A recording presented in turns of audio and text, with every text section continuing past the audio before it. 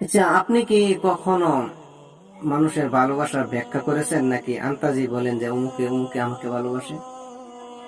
মানুষের ব্যাখ্যা করবেন কখনো কখনো ভালোবাসার, যে আপনার মধ্যে কোন গুণ আছে সেই গুণকেই কিন্তু ভালোবাসে। যেরকম এক ধরনের ভালোবাসা আছে মানুষের সৌন্দর্য উপভোগ করার জন্য, আরেক ধরনের ভালোবাসা আছে যে সেটা হচ্ছে মানুষের ব্যাকগ্রাউন্ড ভালো অথবা তার কেরিয়ার ভালো।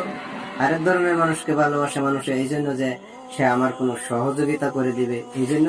আরেক ধরনের ভালোবাসা আছে মানুষের যে সে তার সব প্রয়োজন পূরণ করে দেয়, এরকম ধরনের ভালোবাসা। যদি ভালোবাসা এরকম ধরনের না থাকতো, স্বার্থবিহীন ভালোবাসা থাকতো, তাহলে অবহেলা নামের বস্তু এই দুনিয়াতে থাকতো না, অবহেলা নামের শব্দটাই তৈরি হতো না বা আবিষ্কার হতো না বা কেউ উচ্চারণ করতো না। তাই মানুষ মানুষকে স্বার্থের জন্য ভালোবাসে। একমাত্র স্বার্থবিহীন যিনি আপনাকে তৈরি করেছে, সৃষ্টি করেছে, বানিয়েছে, ছোটবেলা থেকে এত বড় বড় ফেরেশতার মাধ্যমে আপনাকে